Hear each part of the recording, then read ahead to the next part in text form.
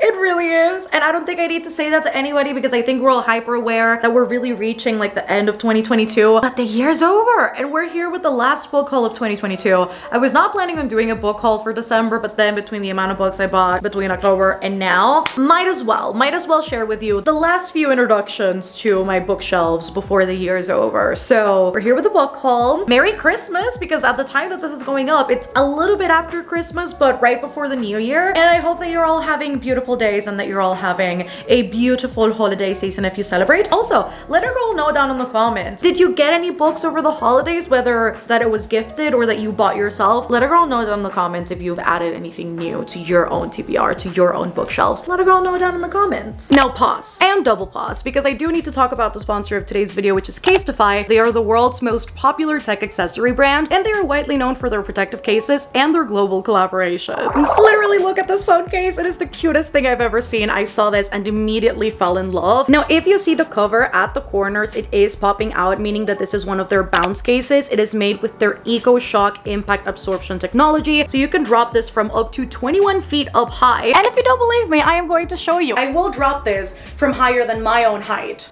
That was a little bit scary. And here we go. This is the scene of the crime. Let's see the truth. The phone is fine, people. They have over 2,000 designs, and you can also customize these. So you can put your name on the cover if you want. You can rearrange it however you want. You can add the color of your preference. They also have other options like their clear cases. They have long-lasting clarity because of their UV Defender technology. And this has got protection to up to 6.6 feet. Also have a wide array of accessories, including phone straps. Now, I am absolutely in love with these. They literally provide you with this little insert that you're going to put right where the phone charger slot is, and then you just hook the strap at the bottom. It's literally that easy. And there are still many other things to highlight, like the fact that their cases are made up to 65% of recycled phone cases. And not only that, but they also have an artist program. They're actively giving artists the opportunity to find more work, and I absolutely love that. So if you want to check Casetify out, you can do so over at the link at the top of my description, which is casetify.com/MelReads, and that will give you 15% off your order. I wish I'd have a cozier drink than water, but this is all I've got for you. Cheers, friends. Let's get into it. Oh, Dill is doing some parkour. And the first one I've got to show you is the reading list. Now, this one I'm pretty sure one of my patrons had mentioned in a live chat that they were reading this during some readings friends, and that's how I heard about this. I'm pretty sure. Point is, I read the synopsis and I immediately knew I had to get it because it sounds like something I would enjoy. So we've got one of our main characters. He's a widower. His name is Mukesh, and he really wants to connect with his granddaughter, Priya. Priya is very much a reader. She spends all day in her room escaping world through books. However, because of the lifestyle he leads, that is not something that he feels very capable of doing. On the other end of things, we've got Alicia, who works at a local library, and she finds a list in a copy of To Kill a Mockingbird just full of books, and she decides that she wants to read every book on this list. So they start exploring all of these books together, I think in different ways. Other people in the community start getting involved, and then it becomes a thing of its own. It sounds super interesting. It's kind of like on the cusp between contemporary and literary fiction. It's about books. I'm excited about it. Each section is separated by one of the books on the list. I also got 3 volumes of Blood on the Tracks. So I got volume 4, I got volume 5, and then I got volume 6. Now, I've already read volumes 4 and 5, which means that after this, I don't have anything else to read from Blood on the Tracks. So I do need to get a few more volumes just to see where it keeps on going. In the series, I've talked about this before, but it really follows the idea of what is a mother willing to do in order to protect her child. It really lends itself to almost seem a bit more in its beats cinematic than a regular prose novel, and I quite like that because through obviously illustration, through drawing, you can portray a lot more that perhaps would not be portrayed in a book, or at least wouldn't be in the same way. And so one of my favorite descriptors for the series is the fact that it's very quiet, and I think that helps it feel even more claustrophobic and therefore even more horrifying, so that you can understand how our main character Seiichi is feeling. I'm quite loving it, so just had to get a few more volumes. I got Station 11, and I'm gonna say finally, because I feel like I'm the last person on earth to read this book, but I'm actually super excited about it. I'd always heard people talk about Station 11 and the author in a very good light. Like, it seems to be very good, it seems to be very engaging, and just all the good things. And I went to experience this for myself, especially after reading the synopsis. I had no idea what this was about. So we've got our main character, Kirsten, and she will never forget the inciting incident, the night everything changed. She remembers how Arthur, who was a famous Hollywood actor, actually died on stage in a production of King Lear. And that same night, a flu broke, actually, and it changed civilization as we now know it. So in present time, she is part of a group that travels around the world in order to keep art alive. And once they get to this very particular town or city, I'm not quite sure, they meet a prophet that literally threatens the order of everything, and soon enough they'll come to find out how all of them are connected. And so it sounds super cool, it's super short, and I found out literally just now, I hadn't even seen the sticker on the cover, it has a show. So now I really want to read this so I can watch the show. I think that'd be a really cool experience, so I hope I like this. The next book I bought, and this is actually a rebought copy for me because I do own the hardcover Book of the Month edition for this. However, I've been very into paperbacks lately, and there's nothing like curling up in bed with a paperback. And honestly, it sounds ridiculous, it's super extra, but I just got myself a copy of The Secret History. Also, there's just something about like the simplicity of the spine that I was like, I kind of have to own this. I don't. The reality is I don't, and I fully face that, but I got it. I am more than anything interested in right now because of Babbel. Now, I bought a copy of The Secret History, I think last year, pretty sure, because I put this in my 22 books to read in 2022. And I had bought it just because I was interested in it. It was dark academia. It's something that was very intriguing to me. And now because of Babbel, just as a tonal response to this book, I am really curious in seeing exactly what this book has that Babbel is responding to, because I absolutely adored that book, you guys know. So yes, it is a dark academia. It is centering around a group of students that are very much being influenced by their classics professor. They all attend a super prestigious New England university, and so they will fall deeper and deeper into the throes of dark academia, I will assume, and also the human constructs of morality, as the synopsis says. And I feel like this book is gonna be crazy. I just don't know how much. The next thing I actually got a while ago, and I never hauled it, but that's Earthlings from the same author that wrote Convenience Store Woman. Now, I absolutely adored that book, you guys know. I fell in love with the character, I fell in love with the story structure, and just honestly, the length of the books I think is perfect to explore what needs to be explored in a very intentional way and to hit in the way that it should. And so in this one, the premise itself as an overarching theme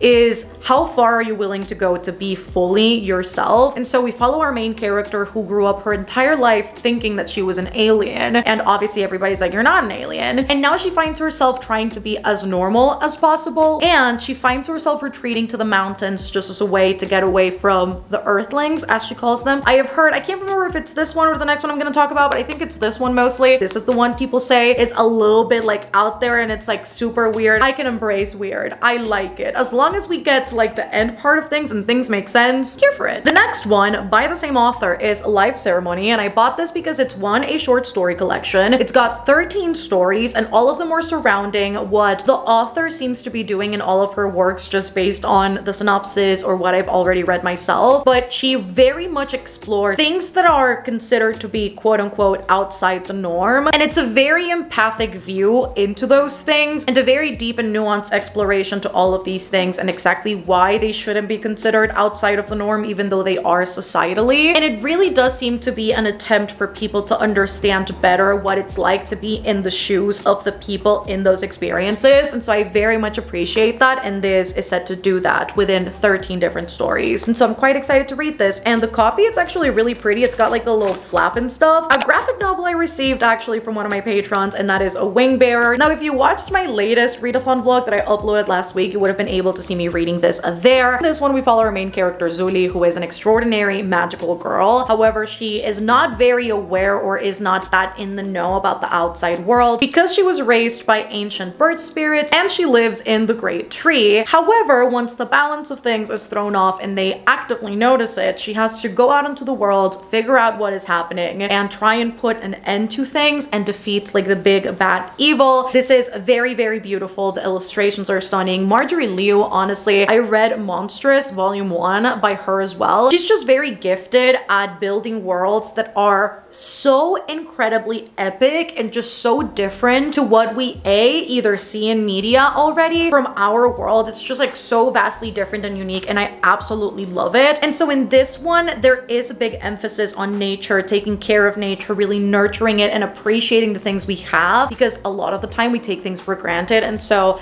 I absolutely adored every second of this. The main character was also a great vessel for that. I think her empathy and love for things is just absolutely not only profound, but also very beautiful. The gift note to this says, I know you're going to eat this up because it has all of the vibes. Thanks for being a super amazing human and making this Citadel such a safe, comfy space. Sending hugs and love from Tiara. And I just had to highlight this here because indeed, you were right. I did eat this up. Hear me out. I can't remember if I've hauled this book already because I did my bookshelf tour in which I put all of the books I own. However, several books that I showed were already in a separate pile to be hauled after my birthday book haul, and that is the sequel to Before the Coffee Gets Cold. Before the Coffee Gets Cold, Tales from the Cafe. You guys know that I absolutely loved the first one, and just the premise is so cool. You've got a coffee shop that has literal time traveling magic powers, and so it's got a very set magic system, a very distinct set of rules that you have to follow in order to travel through time and be able to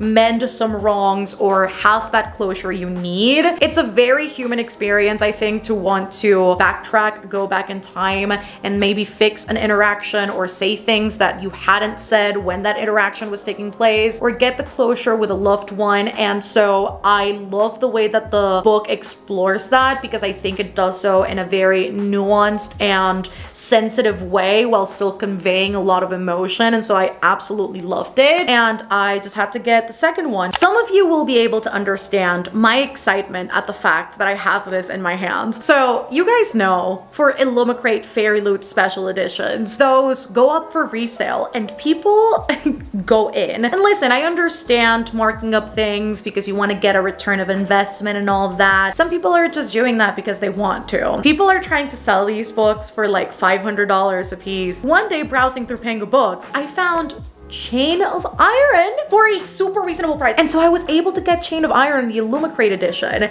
This is super pretty. I can't remember what this style of book is called, where it's just like the naked book, no dust jacket, just all the foiling. It's got some really, really pretty yellow sprayed edges. It also came with the actual, I guess, postcard. It obviously does have like the stamped signature. This is like a moment for me. I absolutely love the Last Hour series. Between this and the Dark Artifices, it's just where it's at for me. Like, forget the Infernal Devices, forget the Mortal Instruments. Next up, we have got The Daughter of No Worlds. I talked about this in the 23 books I want to read next year because I really do want to read this next year, but I did get this paperback really, really recently, and so I thought I would just haul this for you guys. I've been seeing this all over TikTok, which sometimes it's good, sometimes it's bad. I hope it's got a really, really good magic system because the premise sounds really good. I also know this has got a trainer-trainee romance in here, and people are really, really enjoying that, so I also want to love that. So for the premise, we've got our main character who is fleeing from her past life, and one of the only ways she finds she can keep herself safe, one, and two, get revenge on the people who have wronged her, is to pledge herself to the Order. However, the Order tells her that she has to earn her place, and a part of that is training with said trainer that she is supposedly going to fall in love with, and mastering her powers. And so everything is really relying on those two things happening and taking place, and it sounds super cool, so I hope I like it. I did start this back when I bought the ebook in September, and I was actually really enjoying it, but I was like, maybe if I get a little paperback, a little physical, I'll be able to actually fly through this. Of course, I got The Do-Over by Lynn Painter. No, I know I haven't talked about Better Than the Movies on my channel because I didn't vlog it or anything. I have like loosely mentioned how that really put me back into a YA contemporary mood because I haven't been wanting to reach for one in a really, really long time, and I think that book reminded me of everything a YA contemporary has to give, so I got The Do-Over. And in this book, we've got a Groundhog Day situation, but it's really nightmarish. Am I the only one that thinks that the situation in this book kind of sounds like a nightmare? Because it is set in Valentine's Day. Repeating Valentine's Day over and over and over and over again. It's just, it doesn't sound very pleasant as the main character. Like, she's gonna go through it. And to make things worse, on top of Valentine's Day, that's the day that her boyfriend cheated on her. So that's the thing she has to relive time and time and time again. However, she ends up meeting up with Nick. I don't know if this is already somebody that she knows or not, but she keeps seeing him obviously because of the repeating day thing, and that will lead to some revelations, some change in dynamics, maybe a little bit of romance, who knows? Anything can happen in a Lynn Painter book. I have been told by my Patreons that I may just be one of the few people who got this book, and I'm totally okay with that. I haven't read it. Don't ask me why I still got it, but I haven't read it. I'm excited, and I thought if I'm gonna get this book anyway, might as well get the Illumicrate edition, and that is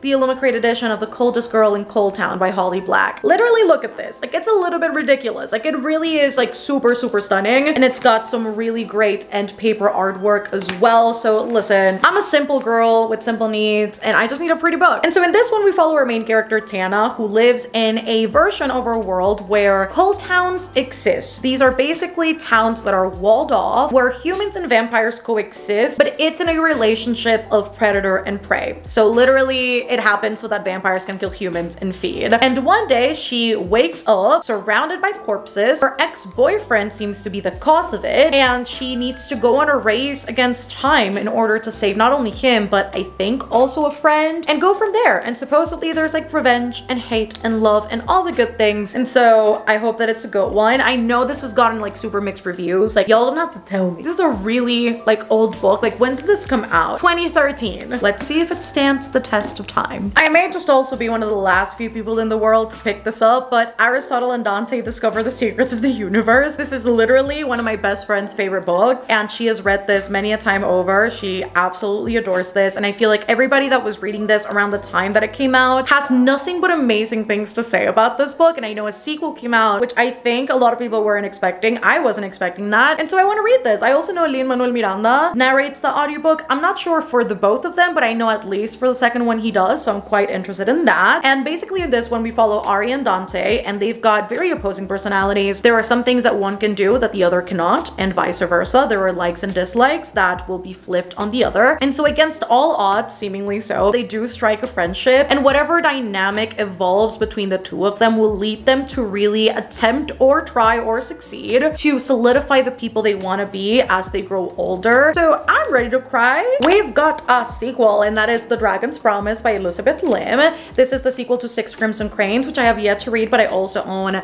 the same Fairy Loot edition of, so of course I had to get the Fairy Loot edition to match the first one. And I absolutely love this. It's so pretty. Again, we've got some foiling on the hardcover. We have got some art underneath the dust jacket. And for the synopsis, I am obviously not going to give you the synopsis for the second one, but at least for the first one, we follow our main character Shiori. She is a princess, and she has got forbidden magic running through her veins. One day, she loses control, and her grandmother, who possesses dark magic, just decides to up and banish her from the land. She's like, baby girl, you're gone. And actually, you're gonna be gone, but you're not gonna speak of anything to anybody because one, I'm gonna take your voice away. Two, I'm gonna turn your brothers into cranes, and every time a word leaves your mouth, one of your brothers will die. And so now she needs to go on this journey to overthrow the throne. While she is doing that, she'll find out that the only person she can place her trust on is the one person she fought not to marry. And so it sounds super cool. I read Spin the Dawn, which is another one of Elizabeth Lim's books, not related at all to the series, and I really enjoyed it. So I am hoping that Six Crimson Cranes will be good,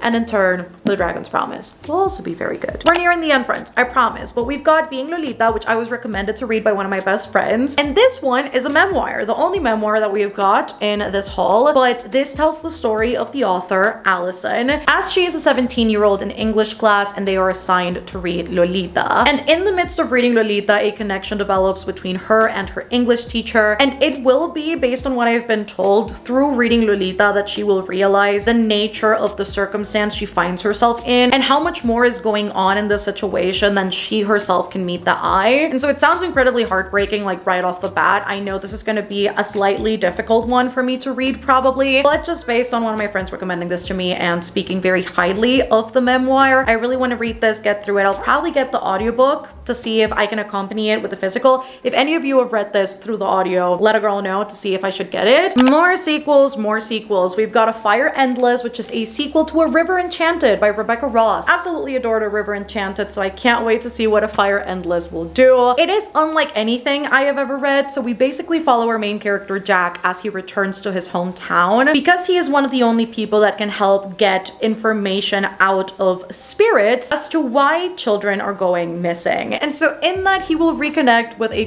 current enemy, which is Adara, and they have a lot of history together, so they will strike a little romance, which is kind of hate to love. We've also got other characters that have also got their own POVs, namely Torn and Sidra, who I absolutely adore. I think their dynamics are amazing, and I know it'll probably break my heart in book 2. I am ready to get my heart broken, perhaps. And so we've got some really nice stenciled edges, sprayed edges. We have got a really nice foiling on the hardcover, and then we've also got art under the dust jacket. Another special edition, because they all just started getting here towards the end of year, and that is Foul Lady Fortune by Chloe Gong. This is the Fairy Loot edition. Now listen, I was not the biggest fan of this cover, I will have to admit, especially in the regular edition, really wasn't a fan. And so when I saw that Fairy Loot was doing like this light blue on like purple on blue moment, I knew I had to have this. And the stenciled edges are super pretty, and the artwork on the inside is actually pretty crazy. I don't think I've ever seen anything like this high res when it comes to end paper artwork. And then we also have a signature from Ms. Gong herself. Now I've talked about this book 1,000,001 times on my channel already, and I haven't even read it yet, so there's that to be said. Foiling under the dust jacket. But this is set in 1930s Shanghai. It is a continuation companion series to These Violent Delights by Chloe Gong. Very historical, very magical realism.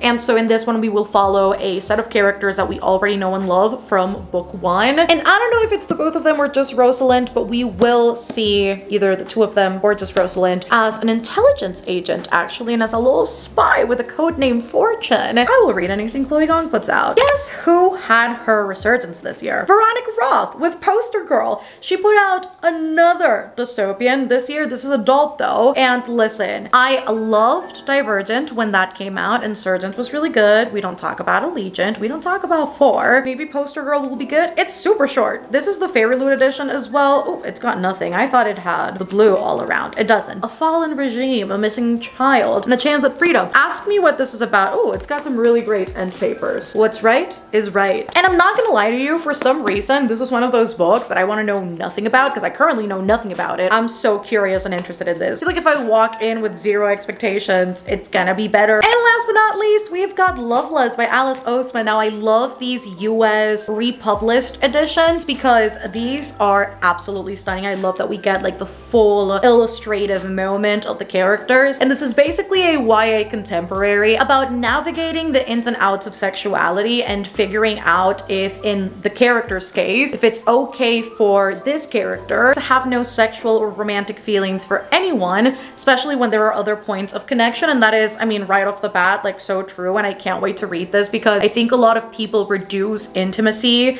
as only sex, and there are so many other things that we can explore as a means to be intimate with our partner or significant other. And so I can't wait to see what this book does with that conversation, and just knowing Alice Oseman and how much care she has for these topics, I feel like it's gonna be a really nice and nuanced take on it. So I can't wait to read this. And that is it, friends. That is the very last book haul of the year. I hope you guys enjoyed this one. If you did, don't forget to give it a massive thumbs up down below and let a girl know if you got any books for Christmas. What have you bought yourself recently, if anything? What are you currently reading and hoping to finish before the year's over? Let a girl know all of that down in the comments. Don't forget to subscribe if you haven't done so already. I am constantly uploading videos I'm sure you do not want to miss. And if you want to support the channel further, I do have a Patreon. It is always linked down below alongside all of my socials. I love you guys so much, and I will see you on the next one. Bye!